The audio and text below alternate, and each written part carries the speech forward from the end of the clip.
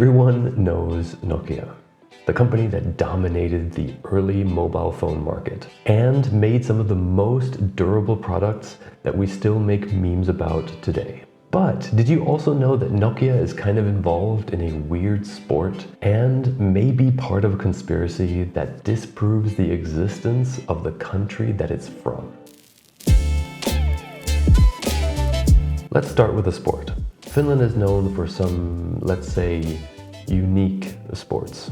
We have wife carrying, where men have to carry their wives, girlfriends, or a female friend through an obstacle course. And the winners get their wives' weight in beer. Then there's swamp soccer, which is just like regular soccer, but played in a swampy, muddy ground. The one that I want to talk about is rubber boot throwing. And I don't think I really need to explain it more because it's kind of in the name. You throw a rubber boot, the further, the better. The history is undocumented, but traditions say that sailors invented the sport at the end of the 19th century. But according to Harri Kinnunen, an organizer for the boot throwing world championships, yes, world championships, the sport was created by some drunken people who were sitting on a terrace after a sauna and saw a rubber boot. He added, I guess all Finnish summer sports were invented by drunk people. I'm so proud of my country. Rubber boot throwing has been an official sport in Finland since 1975. And they now have annual world championships, and the sport is even being played officially in Germany. But what does this have to do with Nokia? Well, in the year 2000, an offshoot of rubber boot throwing was created: mobile phone throwing.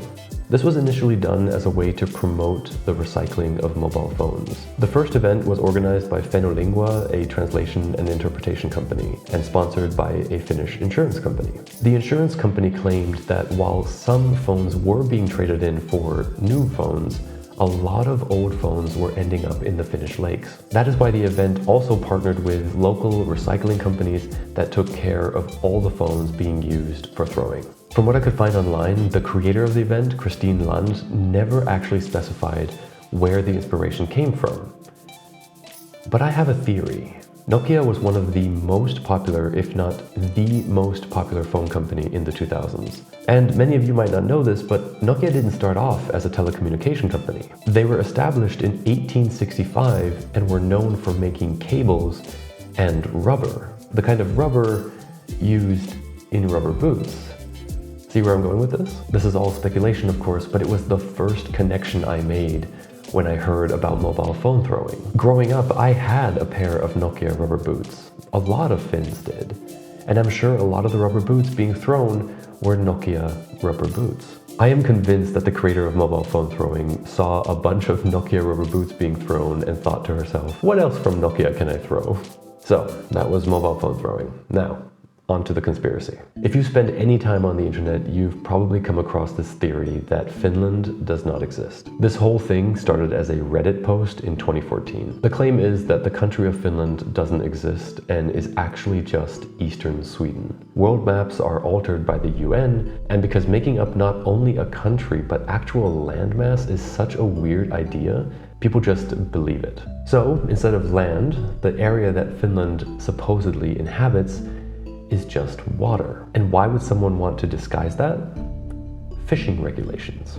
Constrained by these tight fishing regulations and spurred on by their love of sushi, Japan had to find a new place to fish as much as they wanted. After the Cold War, they made an agreement with Russia to create the landmass called Finland, where they would not be held back by fishing laws. Because if that body of water doesn't actually exist, there are no regulations. The fish would then be transported through Russia, where, according to the agreement, they were allowed to take a small percentage of the food. Then it would be shipped to Japan under the guise of Nokia products. Proof of this, according to the original poster, is that Japan is one of the biggest importers of Nokia products, despite no one there actually using Nokia phones.